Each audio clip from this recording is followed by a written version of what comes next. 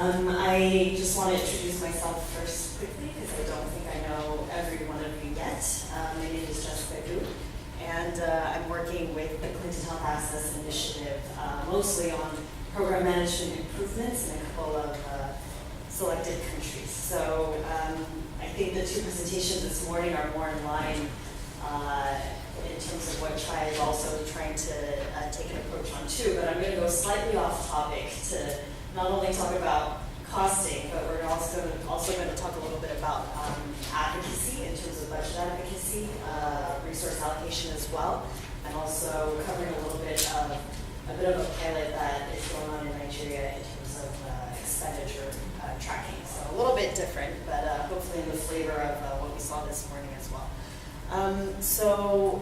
We're going to do a short 3-country tour in 15 minutes, and it's going to cover Tanzania, Kenya, and Nigeria, and then finally, I just have a list of a couple of key takeaways to share with everyone, but I think I'm probably going to be echoing a lot of what has been said between yesterday and today. Just quick background on CHI and what we're doing. Actually, our program management work for immunization has only started in 7 countries since mid-2014. Only in Nigeria did we start a little bit earlier at the end of 2012. So a lot of what we're doing is relatively new, and so it also means that we're in the process of collecting a lot of the results as we go along. This also means that what you see here may not necessarily be what it looks like in a couple of years as well. We're also very open to suggestions and feedback and ideas from other countries as to what we can do to improve. So the 4 pillars of work that we're going into, the middle one is on enhanced financing, but just to give you a recap kind of what we're also looking at, we are looking at strategic planning for change, so this is talking about operational annual plans, it's looking at CMYP planning as well. We're also looking on this side for accountability of results and resources. So this is mostly looking at execution of activities as well. How well are we doing in terms of performance management as well. And finally, underlying all of this is we have to make sure, of course, that capabilities are in place in order to carry out the management systems.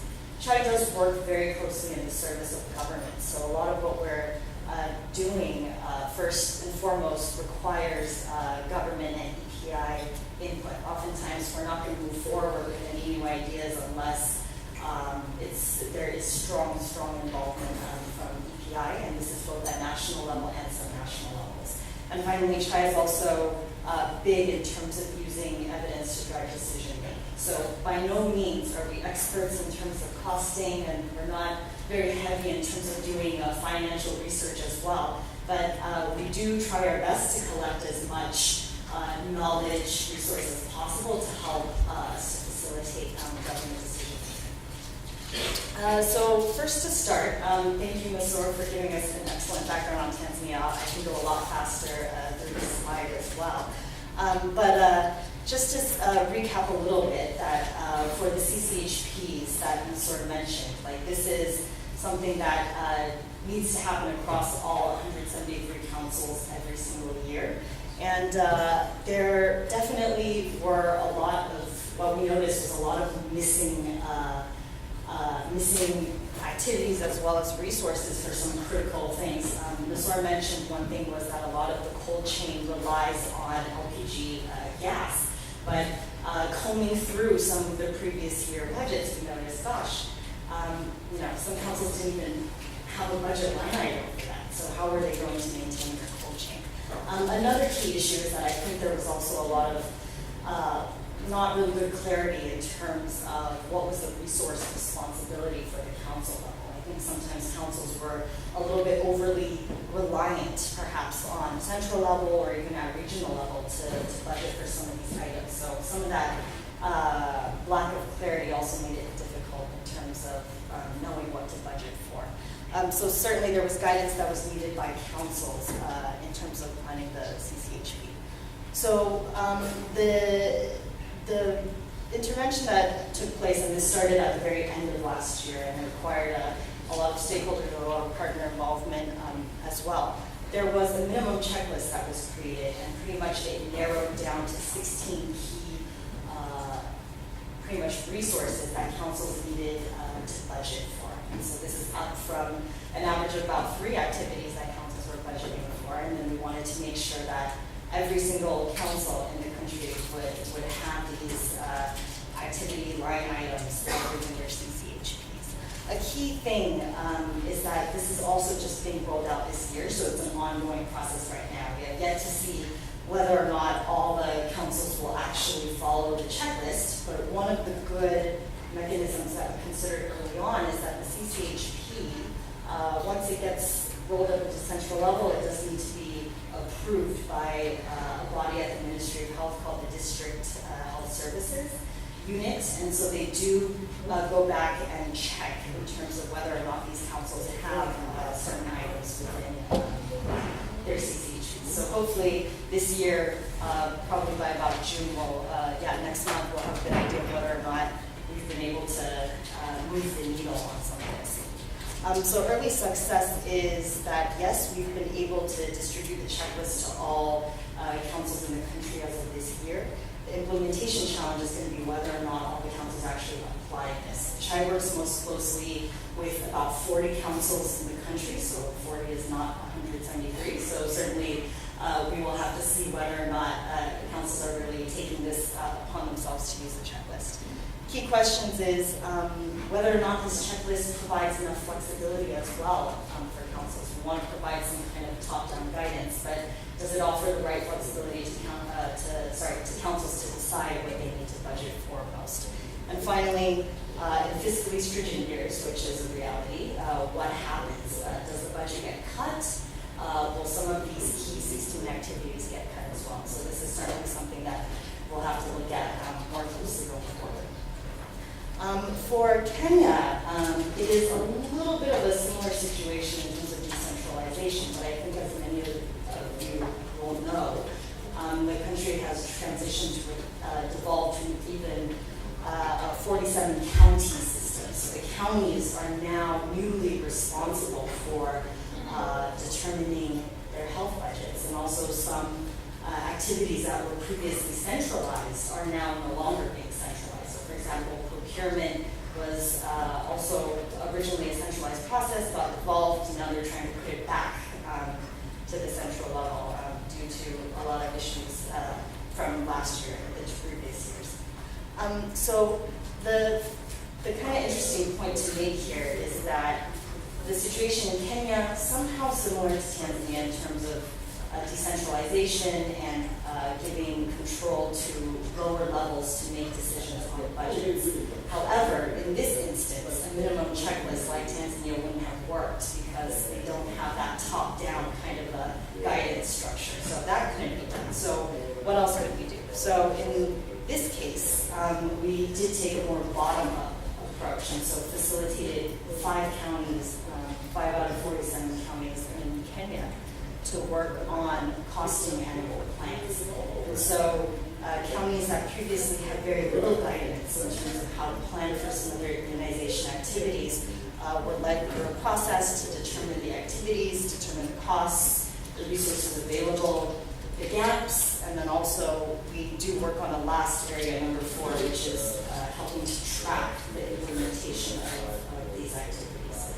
The key thing to mention here is not so much about the use of the annual plan, but actually how it got used for budget advocacy. So Makwini County, which is one of the 5 that we're working in, we did see a bit of a difference in terms of how many activities were executed in 2015-16 year versus the county next closest to Makwini.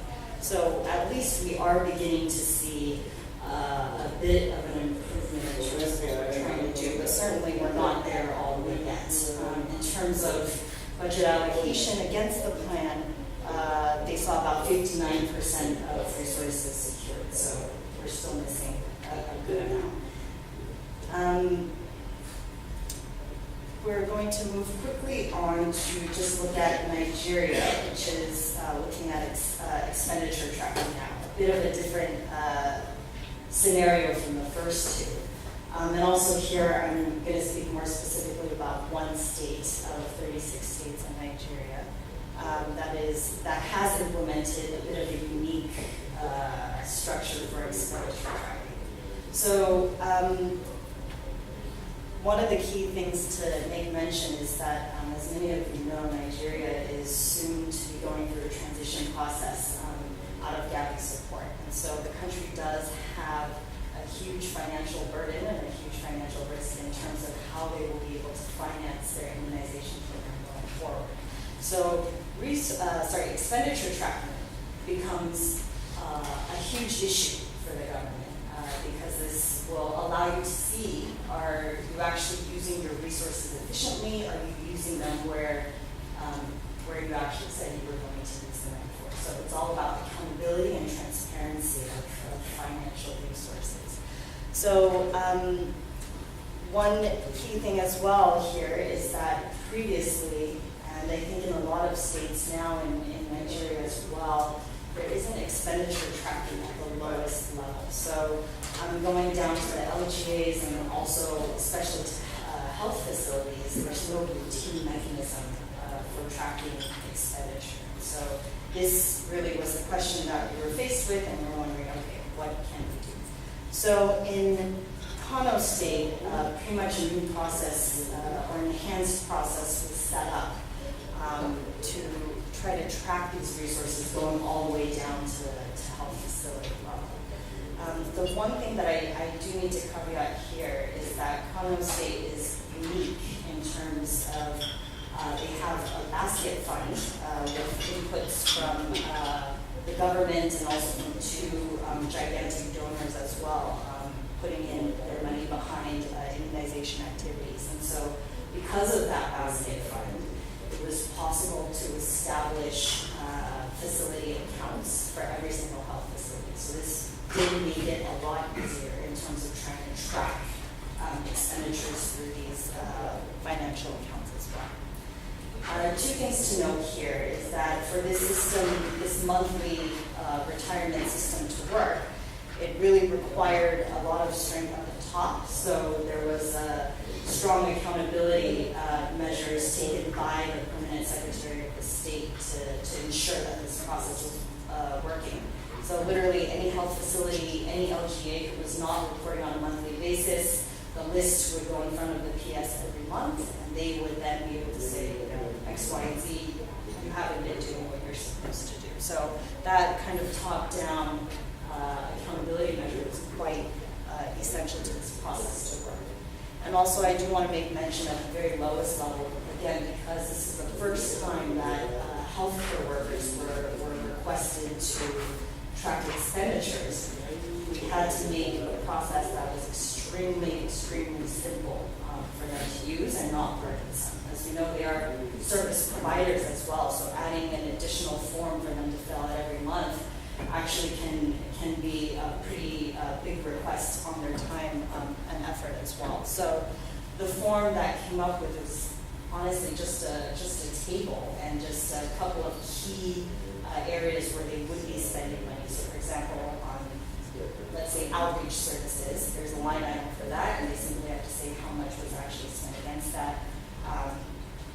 And just this one table every month was simple enough for them to use and to report against. Every year. So just quickly, I'm going to just show that what we've seen is that when we're able to account for these funds, you can also see that there's an increase in terms of outreach activities being conducted. So certainly we're hopeful that this entire process does help to close the loop in terms of where the funds are going and whether or not it helps in terms of execution of activities. And in Kano State now, it's very easy to be able to see what the budget absorption was as well. And this can be seen literally on a monthly basis. And so once the state is able to gather this information, it also allows them the power to decide whether or not they need to reallocate in funds to other areas as well.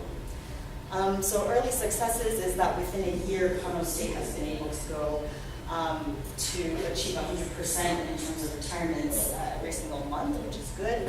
And also this success is now being showcased to a lot of other states in the country in hopes that it could be adapted as well. one of the key implementation challenges is that I think there was a bit of unevenness, a variation in terms of how capable some of the lower level managers were in terms of accounting for some of these funds. So there is a measure of capacity building that needs to go alongside with interventions like these as well.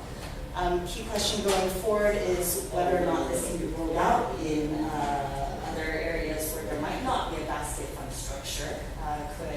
Could we also have a similar mechanism? And also, I believe there was a question earlier, which I think also Nigeria is considering. Can, instead of just tracking immunization expenditures, can we also look at all of primary health care instead?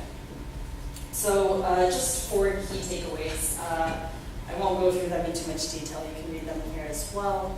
I think understanding key country context is quite important.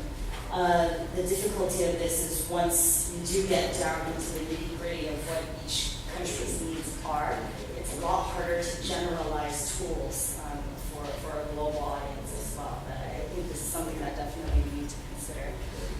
In terms of tool building, I think this is mentioned in the first 2 presentations as well. Oftentimes it's important to create something that's very user-friendly, and even though it may be simplistic to a certain extent, if you're able to get traction with governments to see the value in doing this, you can build complexity in your tool over time. Identifying and leveraging in-country champions, definitely a very important thing to make sure that your efforts are sustainable. And then finally, again, the issue about capacity building as well. I think a lot of the times we focus on national level health staff, but I think in countries, in these 3 examples, which are quite decentralized, we have to make sure that countries themselves at lower levels are able to take on a lot of these financial processes and financial information.